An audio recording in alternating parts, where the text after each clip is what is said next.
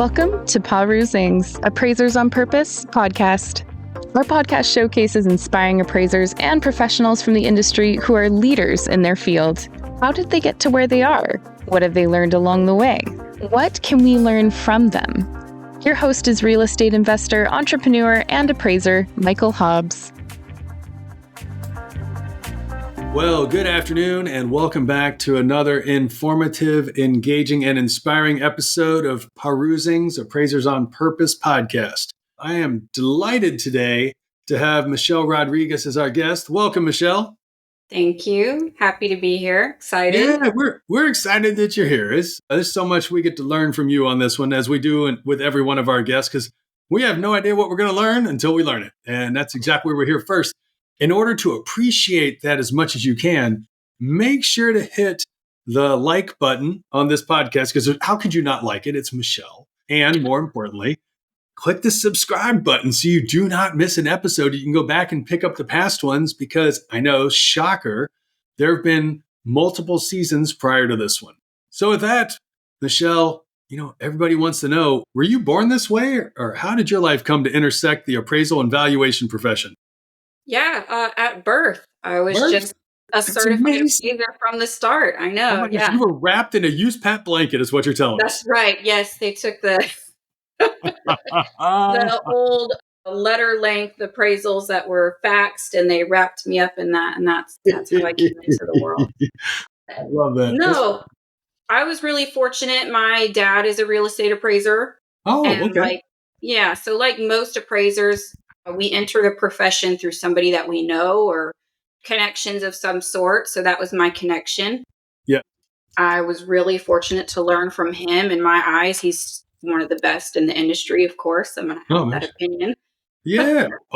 It's okay if you said he's not, because you've had better mentors, but it could be even more true because you've had people that you've worked with and you're like, oh, clearly they should have worked for my dad too. They'd be better. He always had this really common sense approach to appraisals that I really respected. It was never this, well, that's how we've always done it, and that's how you should do it too. It was, how does the client see this?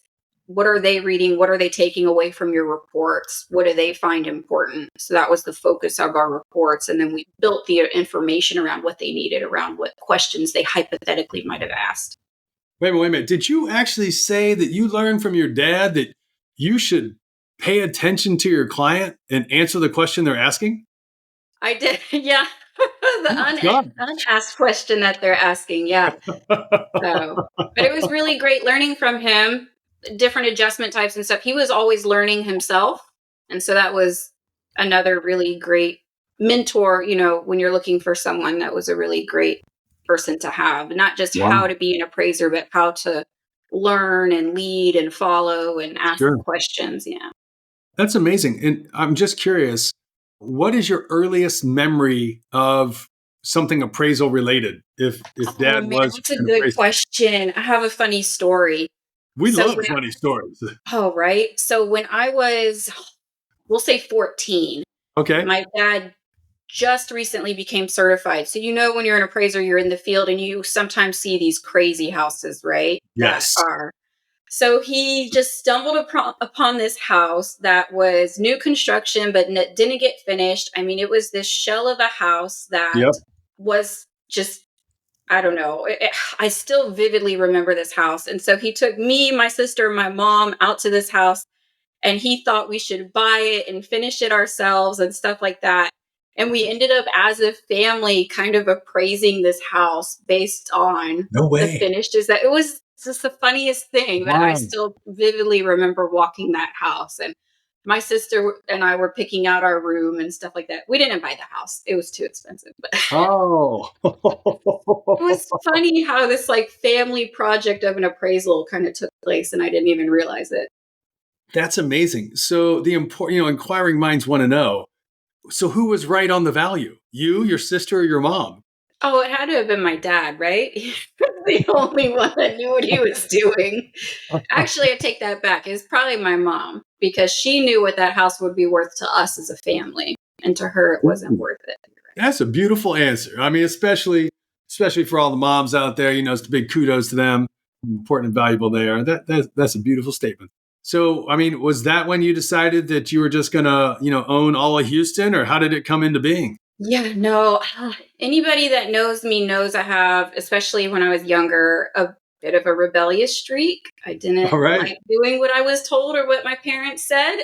Isn't that part of being a teenager? I mean, I don't Oh know. man, Isn't I that had comes that. out of the Yeah. book? Oh, it should have been tattooed on my forehead at 15. I just thought I knew everything and I wasn't going to do what I was told. So no, I did not want to go into appraising because I just, and just being direct, didn't want to do what my dad did. I didn't want to be Yeah. like him, right? Totally get it. There was even like an Oldsmobile commercial a number of years ago. I'm not saying it predates you in any way, because it probably doesn't. But there was an Oldsmobile commercial that said, "Not your father's Oldsmobile, if I have the brand of car right." So I can totally, I mean, that's such a generational statement. Isn't it? Yeah. And so, but then life hits you and smacks you around, and you're like, wow, I don't like any of this. And I tried to do it on my own and I thought I knew it was best. And then I'm over here looking at my dad and his career and kind of the freedom and flexibility that he has. And also, I just thought I really liked how our job changes day to day. It's not really the same Yeah. day in and day out. So I was like, okay, dad, let me try. And then I think most people, once you start, you fall in love with it. I don't know. You either love it or hate it, probably. Well, it could definitely be the case. So did you go through the traditional path of like grade school, high school, and then college, or did you just jump right in, or did you go do some other things first? No, I just I jumped right in. So I actually started off as an office assistant and did a Okay. lot of that work for a couple Yes. years. Hmm. Became a trainee. I was a trainee for 2 years. Okay. Became licensed, and the route that I took to becoming certified was being licensed for 5 years. So I was actually licensed for 6 years and then Oh, so that was the avenue that I took. oh, that's fantastic. And so, was that whole time in or around the influence of your family or your father particularly?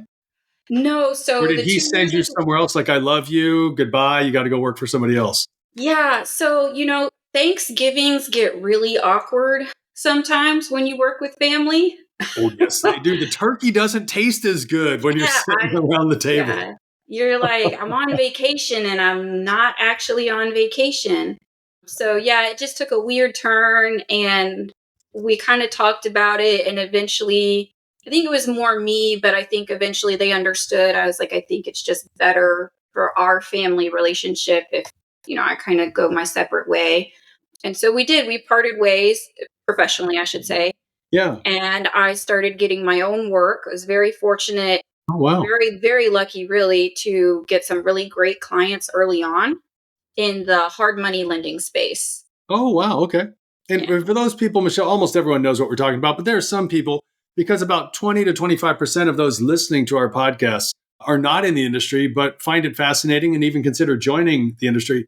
What is the private lending or hard money space? Yeah, so it's overall it's referred to, I guess, as asset-based lending. Hmm. And what it primarily means is the lenders lend based on the asset, not necessarily on the individual. So it's not necessarily focused on income and credit as much as it is what is the home worth? What are you planning on selling it for? And that's how they structure their financing. So it's really meant for people who are looking to rehab, fix and flip, buy, hold, and rent, stuff like that.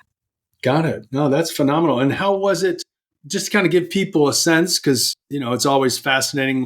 You early on had an opportunity to strike out on your own. Were you in the second, third, fourth decade of your life? And then what was it like actually going out trying to drum up business? Oh God, terrifying. I mean, Yeah. And it really was. I mean, but I think when you strike out on your own, you need to have an appropriate level of fear so that you hustle. If you got if it. you go in with the mindset of I've got this, it's no problem, getting business for me is not the hard part, then that's probably not the right mindset to have to jump into it. Yes. So I actually think being terrified served me because I took every order, I answered every call, every email. I literally had the mantra of no order will be turned down, no matter the turn time fee, whatever it was, in the very early stages that I broke out on my own. I appreciate that. And I infer, you didn't say this, but there might be some confidence around no order turned down because you had decades of experience with dad. You'd be like, what do I do with this order that just came in? Do I actually know what I'm doing or not? Yeah, it was that. And then investors are actually very open with their knowledge about how they view and Oh, okay. analyze deals. So going Yes. to a lot of investor meetups and stuff really helped early on. And then also, like you're referring to, having that network of individuals that you can call on and say, okay, Yes. where am I at? How do I go about this? I've got to figure it out. I mean, I would email old, appraisal class teachers and stuff like that. And it was really helpful. Oh, that's wonderful. So did you choose the private lending space or did they choose you? Because a lot of times it's really tough to get your foot in the door for any number of reasons. Some stipulations of clients in terms of experience, number of years in the profession, level of licensure. How did that go for you? They definitely chose me. I got very lucky. I did an appraisal as a trainee and we never spoke again, but apparently I did such a good job on that appraisal. They kept my phone number for a year. Wow. And then the timing of it, this is where I'm saying I got really lucky. After I broke out on my own, literally a couple of weeks later, they called me. They said, hey, we want you to start doing appraisals for this lender. Are you available? Okay. And of course I'm available. So I said yes. I did the first 2 appraisals for them, didn't hear from them for months. Yes. But I guess they were just waiting for those first couple ones to go through their QC. Sure. And then Yes. it was just magic after that. No, I really appreciate that. So you get that opportunity. When you reflect back on training, I mean, did your training start when you were 14 or did it start, after you finished college? I mean, because a lot of people don't go into valuation and appraisal directly out of a college experience. No. Say the question one more time. Yeah. So I'm just curious from your own experience, as you look back, when did you really start building your appraisal, they would say, a quiver of arrows in terms of experiences? Was it going back to 14 or was it after you did college? Like a lot of people end up in the profession as a second or third employment. It's not, hey, I went to, there's some great schools down in Texas. I went to this particular school in Wisconsin. I actually studied real estate. I knew I was going into appraisal. That's not what we hear from most people. How is it for you? No, like I said, I just kind of fell into it with my dad and then later on with clients. I was really, really lucky. And then as far as the education piece, you're never really done acquiring those arrows. So it's hard for me to answer that. It definitely started, when I was a trainee, learning from my dad. Even before that, being an office manager, because Yes. I learned more of the business side of it and what clients expect in terms of communication and stuff like that. Mm-hmm. But I'm still learning, right? So you're never really done. The market right now is tough for appraisal companies. Many companies are having a hard time getting enough work with the same marketing they used to. Is your company struggling, having a hard time getting new customers or getting additional work from existing customers? The answer to this problem is easier than you think. Do more business with the people you already know. Over 10 years, the average U.S. appraisal firm meets over 17,000 potential customers. That's a lot of people you could be doing business with right now. But it's a big problem if you don't have a proven process to communicate with them. StoryLux turns this problem into an opportunity to grow. Our advanced AI marketing tool can rebuild your contact lists and harvest long-forgotten communications. Imagine reaching out to everyone you've ever met with just one click. For the cost of 1 or 2 appraisals a month, StoryLux helps you reconnect and market to people who already know you, like you, trust you, and want to do business with you. Act now by contacting StoryLux today to turn your business growth dreams into reality. Email appraisal@storylux.com. That is appraisal@storylux.com. And now back to part 2 of the episode. No, I appreciate that. But it's always interesting about people's different entry points and whether they learn by just driving around taking photos for a year or their whole responsibility was to go measure properties, or they were just going to the recorder's office or the county commissioner's office and gathering paperwork and data. There's just so many different ways that people build their early years of knowledge. Gotcha. Then for that, mine would definitely be the office manager / kind of appraiser assistance before being a trainee. I see. And what does office assistance kind of mean for those people that haven't worked in a place that would have that kind of whatever the appraiser tells. Yeah. It varies, I guess. For me, it was kind of data entry. It was scheduling appointments, shuffling emails, paperwork, printing off MLS sheets, stuff like that. Yeah, I get that. And then did you immediately go from being of assistance to stepping into being a trainee? Once I went the trainee route, that's when things more picked up on the appraisal side, and it was more heavily focused on choosing comps, pulling MLS data, driving comps, measuring properties. Yeah, fascinating. And then for people that don't know this, you mentioned, you and I had talked before, and you mentioned Houston. I mean, Houston's in Harris County, the third largest county in the United States. How typical is it to cover all of Houston, or do you cover like a subset of Houston? For me, I cover all of Houston, but there are definitely areas that I would not cover due to the level of niche knowledge you would need for those specific areas. Yeah. Yeah, no. And so people can get some sense from, like, if you're kind of on one area of Houston versus getting across to another area of Houston, does that take 15, 20 minutes, 2 hours, 3 days? Like, how long does it take to truly get across the metropolitan area of Houston? Because it's not small. Yeah, there's a joke in Houston where if you're dating someone from the north side of Houston and you live on the south side of Houston, that's considered a long distance relationship. I was going to say, I was waiting you to pull out the GU recommendation there. Like, ooh, we're going to have to recommend them as geographically undesirable. Yeah, that's So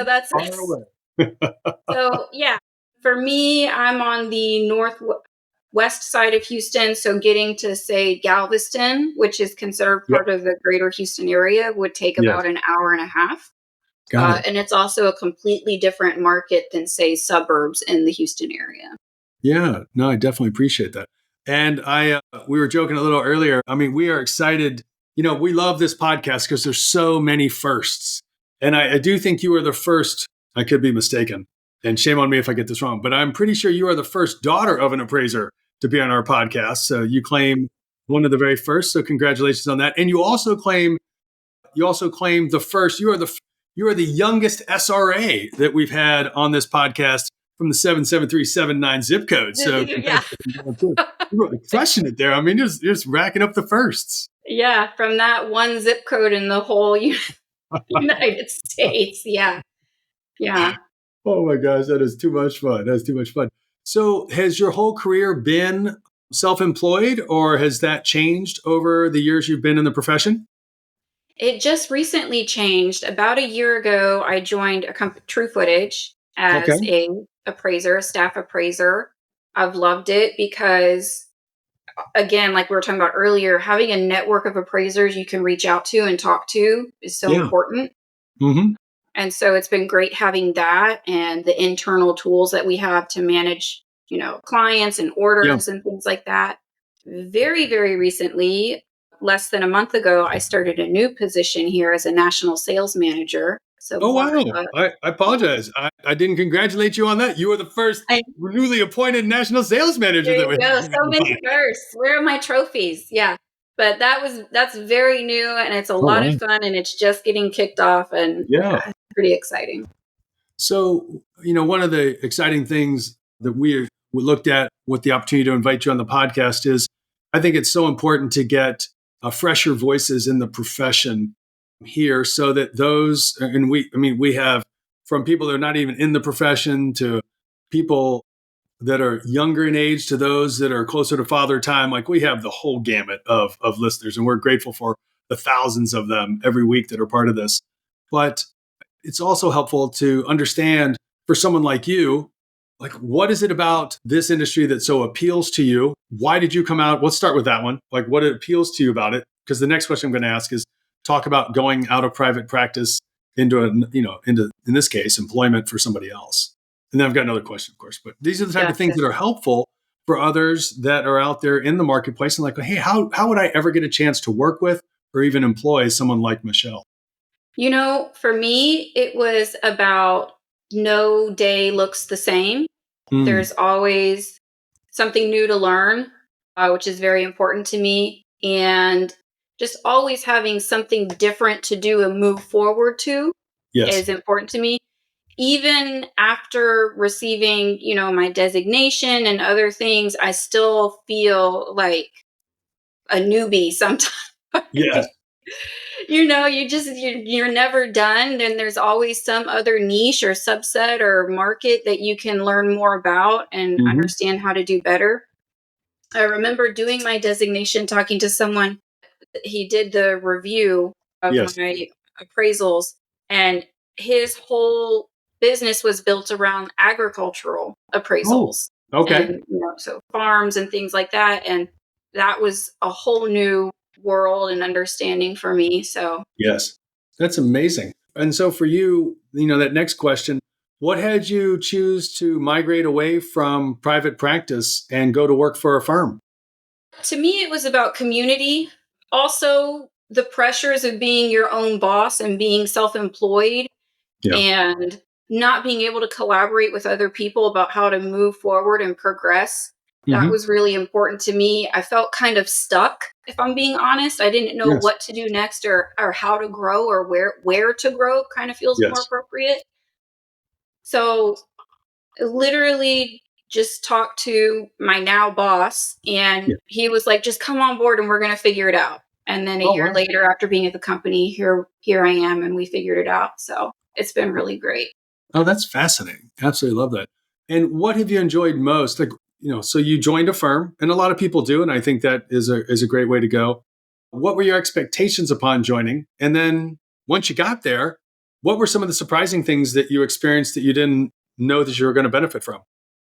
Yeah, the expectation was networking and collaboration, which I really leaned into right from the start. And I got really lucky with that again. Something that I think probably was surprising, I knew coming into True Footage that it was a technology company. Yes. But I didn't realize how hand in hand the tech went with the appraisal side of the company. So a lot of times we're beta testing products and trying new things. And we really the appraisers put a lot of input into those products before they go out to market. So I think that was kind of a big surprise. Oh, fascinating. Fascinating. And then you mentioned that you've recently taken on a new role. Does that mean you have moved away from appraising properties? Not entirely. I still a little bit. I felt it was really important to stay in touch with, that skill set, kind of you use it or you lose it kind of mentality. Yes. So still doing some here and there, but mostly a client facing role now. Oh, wow. And was that a natural progression for you because that it just kind of aligns with your born abilities, or have you trained for this position you just stepped into? I think it probably falls in line with a natural ability. When I had my own appraisal firm, I was really, after those first few key clients, really able to build off of that with networking and acquiring new business. And I knew at some point I wanted to do that on a national level. And so this is how I got there, I guess. That is fantastic. That is exciting. And what's your role at a national level? And why this is so helpful is, as someone who is of an age that has a lot of influence over your peer group, it gives a sense of what's possible when other people may just be like, hey, I just work for this person and I'm just doing appraisal, which is great. Most people love that, but some people have different aspirations. You're able to shed a light on an area and an employment opportunity that other people may want to consider.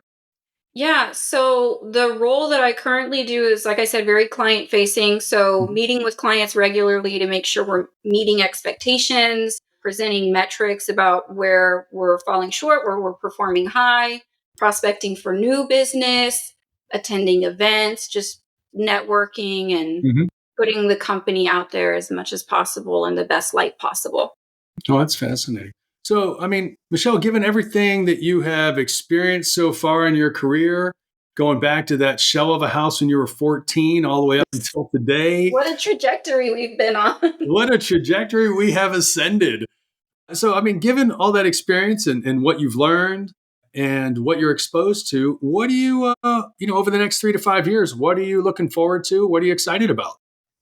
I would say a lot of things. Obviously, this new role, I just started and I'm very excited about it. And, I was really working hard to do something like this for a very long time. So I'm really happy to be here and to really just nail it. You know what I mean? That's the focus. Yeah. But for the appraisal industry as a whole, I'm just really excited of where things are going and how the more trainees that I start seeing come into the field and how diverse that's starting to look. I just really want to see the appraisal industry reflect more of the population that we serve. And I really think we're starting to move in that direction with a lot of initiatives that have been taking place and a lot of companies that are really pushing that forward.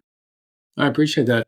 How, for those that might have been, as they would say, a little longer in the tooth, maybe been around a little longer than you have, what is it that helps entice, as you pointed out, newer people to the profession, maybe younger people to the profession, other people of your talent and caliber to come in versus go somewhere else? Oh, what a good question. Thanks, Michelle. I try to ask a good once in a while. Give me 1 second. Take 2, take 3. I would say if you really want to attract talent, younger talent that looks different than you, let's say, you really need to understand what those obstacles are that are preventing them from entering the profession. Yes. Because I think a lot of times it's you just simply don't know what you don't know. And there's probably certain aspects of our profession that might make some groups of people uncomfortable. I'll talk about myself because I feel like I'm being very elusive. No, I appreciate that. It's helpful to personalize it because we can't speak for other people. We've never walked in their shoes. Exactly. So being a female appraiser, I have different biology that I experience on a regular basis, right? So there's that. Yep. Yeah, it's news, right? Breaking Surprise. News. It's really awkward to share that on a public podcast, but honestly, I feel like if you make it uncomfortable for your trainees to say, hey, I'm dealing with this and I just can't come into the office, and you make them feel like that is a burden, of course they're going to go somewhere else because nobody wants to work somewhere where they feel like they're a burden. Yes. There's also the experience. I've been pregnant as an appraiser. Wow. Okay. I've written reports from the delivery room because I felt. Come on. Yes. I really did. You wrote a report from the delivery room? I will bring in witnesses.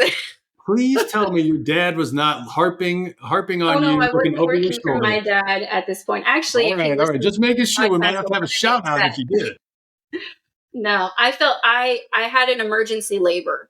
And so that resulted, I literally inspected 2 properties that morning and then had to have an emergency delivery later that day. I felt terrible that those properties were inspected. Look, you care. I mean, that comes through that you care. But, it's your baby. I mean, come on, we got priority. Yeah, in hindsight, it could have been managed a lot differently. I was dealing with other things that honestly, for me, it was less stressful to just get the reports out than to try and figure something else out at that point in time. But in hindsight, with a clearer head, just something different should have been done. Oh my gosh. So say you're a supervisory appraiser, right? And you have someone on your team. You need to understand those issues that they're going through. It's not just about being female or anything like that. We all have stuff that we're going through on a regular basis. And if you don't understand what those are, they're not going to be comfortable entering the profession. Yeah, I appreciate that. I'm in that sense of greater awareness for other people's life circumstances and situations, in a sense of empathy over one size doesn't fit all. Right. Oh, that is fantastic. Well, Michelle, we are delighted to have you on the podcast. Thank you for sharing such a fresh perspective. And friends, as I mentioned, there was a lot to learn in a short amount of time here from such an accomplished, peer and fellow SRA. Boy, we are so excited, Michelle. Congratulations, and thank you for joining us. Thank you. You're wonderful. And as you heard her say, it's all about community, and that's what this podcast is all built upon, is that ability to create a little more community when people are out and about, whatever that means to you. So be generous. Make sure to share this out to someone who could benefit from hearing Michelle's perspective. Feel free to light up the comments, and big high fives and thumbs ups and little hearts there for all that Michelle shared. And until our next podcast, again, Michelle, thank you so much. Thank you. You all have a great day. Thanks for listening to this week's episode of Appraising's Appraisers on Purpose. We hope you enjoyed learning from the amazing professional paths and achievements of our beloved guests. Before we go, please subscribe on your listening channel, Spotify, LinkedIn, YouTube, and other podcast channels to hear more from appraisers and valuers regarding their life and their work. After you drop a comment below, who is one friend and peer you can generously share this episode with? If you have any suggestions or questions for future episodes, we'd love to hear from you. Just send us a message on LinkedIn and we'll be sure to get back to you. Thanks again for listening, and until we're together again for the next session of Appraising's Appraisers on Purpose, create the change that you seek.